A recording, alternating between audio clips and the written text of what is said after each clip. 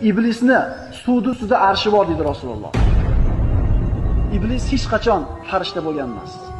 Jannatda qanday bo'lib qolgan? Albatta studio. Qanday qilib jannatga kirib qolgan edi? Mana Ibn Umar va Ibn Abboslardan keltirilgan hadisda aytiladi, jinlar odamdan 2000 avval yer yuzida yashaganlar. Mana shu yerda jinlar yashagan birodarlar. Bu sahih hadisda keltirilgan.